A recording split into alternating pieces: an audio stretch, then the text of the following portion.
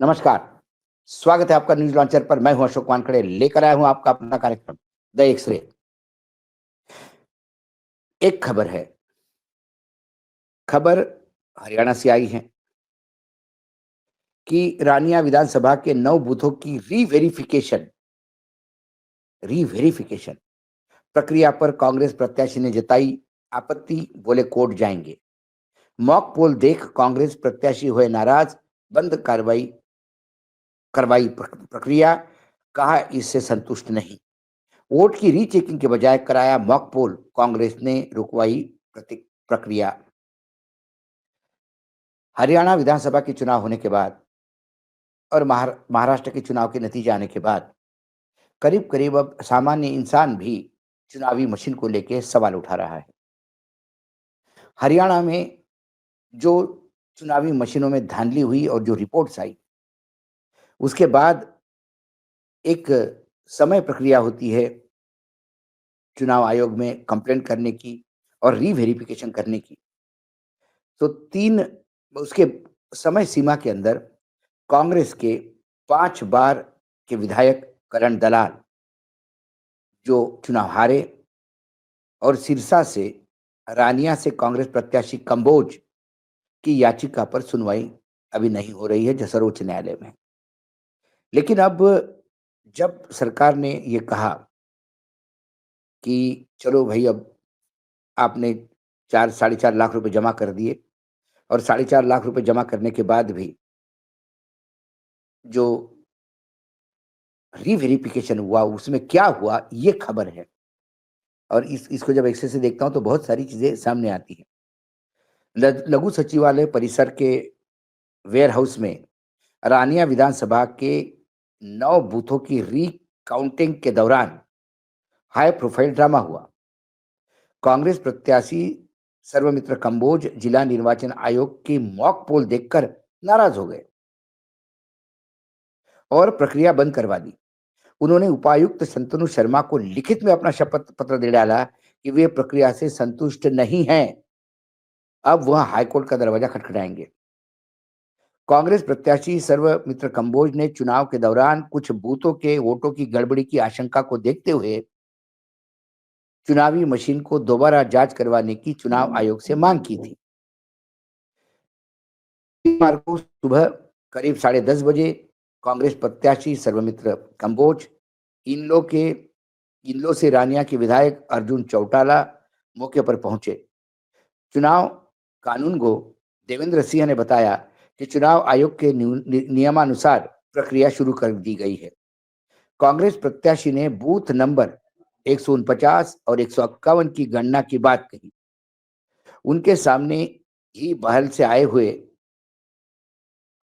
Engineer की team मशीनों का पुराना डेटा डिलीट किया। उन्होंने मशीनों का पुराना डेटा डिलीट किया और नए सिरे से सिंबल अपलोड किए। इसके बाद मशीन को शुरू किया गया तो एक एक ही पर्ची निकल गई। इस प्रक्रिया को देखकर कांग्रेस प्रत्याशी ने आपत्ति जताई और कहा कि उन्हें ये सोचकर फी भरी थी कि पोल 2024 में मतदान हुआ, उसकी गिनती की जाएगी, उसकी गिनती करवाई जाएगी, ना कि मशीनें की चेक और वेरिफिकेशन करवाया जाएगा। उन्होंने निर्वाचन अधिकारी को शपथ पत्र दिया और उन्होंने आगे की प्रक्रिया रुकवाई और कहा कि हम हाईकोर्ट जाएंगे। अब चुनाव आयोग ने क्या किया, चुनाव आयोग के सामने क्या केस है, इसका थोड़ा मैं आपको अ, एक बता देता हूँ। कुछ जब संजीव खन्ना मुख्य न्यायाधीश नहीं बने थे, तब उनके बेंच पे एक केस आया था चुनावी मशीन को लेकर। तब उन्होंने कहा था कि हर जगह शक करना ज़रूरी नहीं। लेकिन फिर उन्होंने चुनाव आयोग को एक standard operating system, SOP practice, standard operation practice SOP बताई थी। उसमें कहा गया था कि चुनावी मशीन मैन्युफैक्चरर से 2 इंजीनियर बुलाए जाएँगे। फर्स्ट या सेकंड या थर्ड पोज़ीशन पे जो लोग हैं, वही रीचेकिंग, वेरिफिकेशन अलाउ कर सकते हैं। उसके बाद उनके प्रतिनिधि या वो स्वयं खड़े रहें और जो चुनाव हुआ, उसका डाटा वेरीफ़ाई होगा। लेकिन चुनाव आयोग ने इस एसओपी को अपने तरीके से परिभाषित किया। वो कहते हैं कि आप पैसे भरिए, पैसे भरने के बाद आपको चुनाव मशीन आपके सामने लाई जाएगी। जिस बूथ क्रमांक की बोलोगे आप उस बूथ क्रमांक की, और उसपे मॉक डिलिंग होगी। मतलब उस मशीन को आपके सामने पूरा डाटा डिलीट किया जाएगा पुराना, और डाटा डिलीट करने के बाद उसमें ये बताया जाएगा कि देखिए कमल पे बटन दबाने से कमल आता है और पंजे पे बटन दबाने से पंजा आता है, साइकिल पे बटन दबाने से साइकिल आता है। Re-verification of the machine, not the re-verification of the data. पेच यहाँ फँसा है। इसको लेके सर्वोच्च न्यायालय में केस गया। पिछले 3 महीने से सर्वोच्च न्यायालय में ये केस है कि भई आप ये एसओपी क्या है? एक बार चुनाव आयोग को फिर से बताएँ। संजीव खन्ना अब चीफ जस्टिस है, मुख्य न्यायाधीश है सर्वोच्च न्यायालय के। जब उनके बेंच पे गया तो उन्होंने इसको दूसरे बेंच पे भेजा, दूसरे बेंच ने तीसरे बेंच को, ये टल्ले खाते हुए जा रहा है एक बेंच से दूसरे बेंच पर।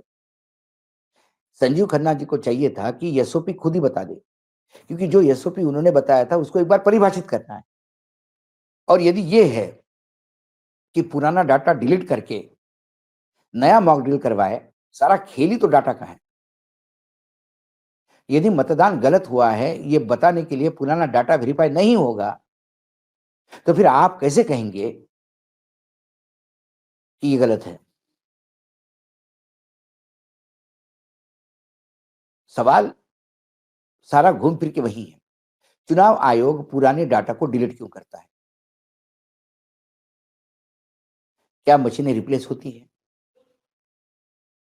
क्या मशीनों का वीवीपैट अलग दिखाता है और वोट अलग होता है? पुराने डाटा को री-वेरीफाई करना है, रीकाउंटिंग जैसा है ये। उसमें गड़बड़ी क्यों? वो डाटा डिलीट क्यों किया? सवाल ये है।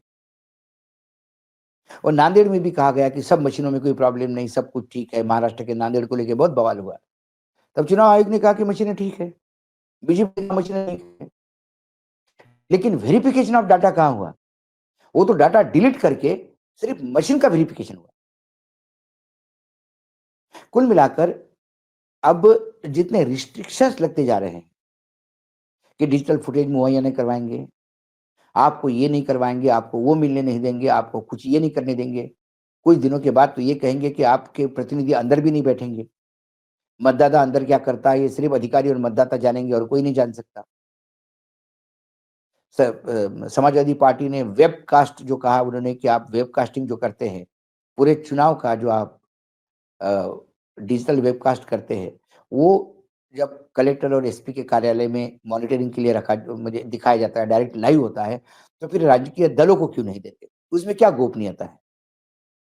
क्योंकि कौन-सा मेंबर किसको वोट देगा, वो तो दिखता नहीं वेबकास्ट में। लेकिन वेबकास्ट में ओवरऑल व्यू तो दिखता है कि कोई गड़बड़ी तो नहीं हो रही है म वहाँ पे। चुनाव के बाहर लठ तो नहीं चल रहे हैं, लोगों को भगाया तो नहीं जा रहा है। चुनाव के अंदर अधिकारी जबरन तो वोट नहीं डलवा रहे हैं। ये सारा तो वेबकास्ट से दिखता है। और अधिकारी क्या कंप्लेंट करेंगे? हाल ही में उत्तर प्रदेश में हुए चुनाव में हमने देखा कि कैसी पुलिस बल का उपयोग किया गया, एक विशिष्ट जाति के, धर्म के, नाम के लोगों को चुनाव में वोट ही नहीं डालने दिए। और फिर 8 में से 7 उपचुनाव जीतने का डंका पीट रहे हैं। चुनाव आयोग उन तमाम वीडियो पे चुप क्यों है? तब वेबकास्ट किया गया होगा तो सब कुछ तो देख रहे होंगे डीएम और एसपी।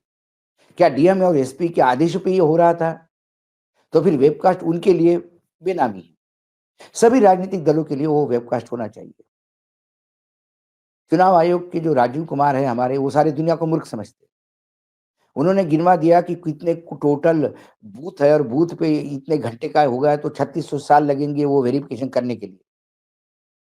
फिर उस हिसाब से यदि एक ही आदमी वोट डालेगा तो उसने इतने सारा जगह पे वोट डालने के लिए भी 3600 साल लगेंगे। तो फिर वोटिंग ही क्यों करवाना? लेकिन समाजवादी पार्टी का उस जो उन्होंने अभी मिल्कीपुर में जो उपचुनाव होने जा रहा है, दिल्ली चुनाव के साथ ही, उसके लिए वेबकास्टिंग माँगा, उसका अभी तक जवाब नहीं दिया।